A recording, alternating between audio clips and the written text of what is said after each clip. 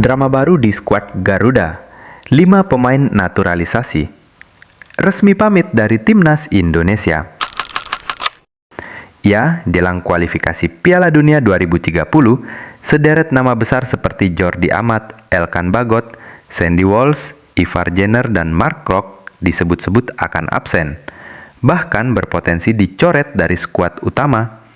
Alasan utamanya, faktor usia, performa, dan regenerasi skuad. Setelah kegagalan di kualifikasi 2026, PSSI dan pelatih kini disebut ingin melakukan perombakan besar-besaran. Pemain-pemain muda seperti Witan, Marcelino, dan Hoki Caraka disiapkan untuk jadi tulang punggung baru Garuda menuju masa depan. Pertanyaannya, apakah ini akhir era pemain naturalisasi di Timnas Indonesia? Atau sekadar pergantian generasi? Sintayong buka suara keras mengenai tudingan meremehkan pengalamannya melatih Timnas Indonesia. Beberapa pihak menyebut bahwa prestasinya sebagai pelatih nasional tidak cukup membuktikan kemampuannya di level klub. Tapi menurut STY, itu anggapan yang salah. Orang-orang meremehkan pengalaman saya di Indonesia. Tapi bagaimana mungkin tim peringkat 127 FIFA bisa mengalahkan Arab Saudi atau bermain imbang dengan Australia, tegasnya. Di bawah asuhannya, Timnas sempat meraih kejutan di beberapa laga melawan tim kuat. Tapi di Korea Selatan, perjalanan STY sebagai pelatih klub mengalami hambatan, hingga akhirnya dia dipecat dari Ulsan HD setelah hanya 2 kemenangan dalam 10 laga.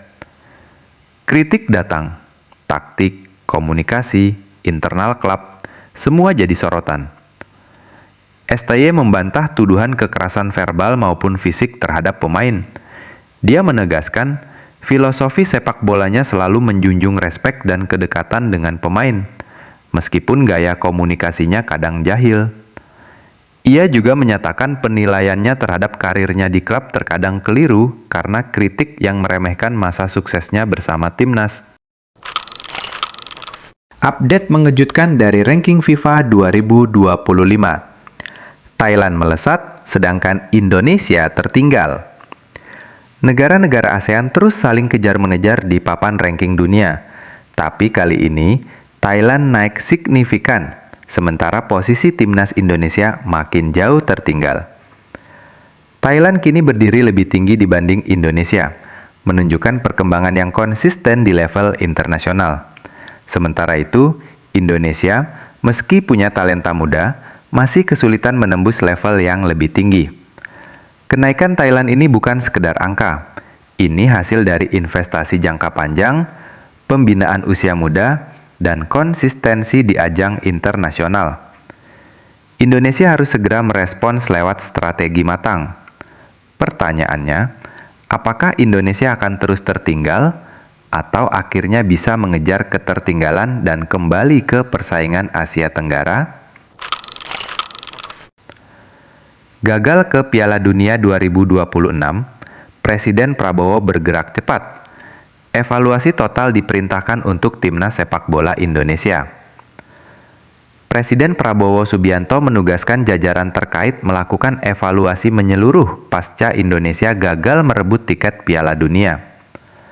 Tak hanya itu, Prabowo juga mengarahkan pembentukan Akademi Olahraga Nasional untuk mendukung atlet dalam persiapan Olimpiade dan kompetisi internasional masa depan. Apa saja yang akan dievaluasi?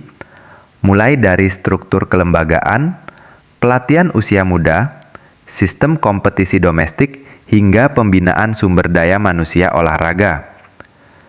Dengan Akademi Nasional, diharapkan masa depan atlet Indonesia lebih terstruktur, bukan hanya sepak bola, tapi juga cabang olahraga lain agar mampu bersaing di level dunia.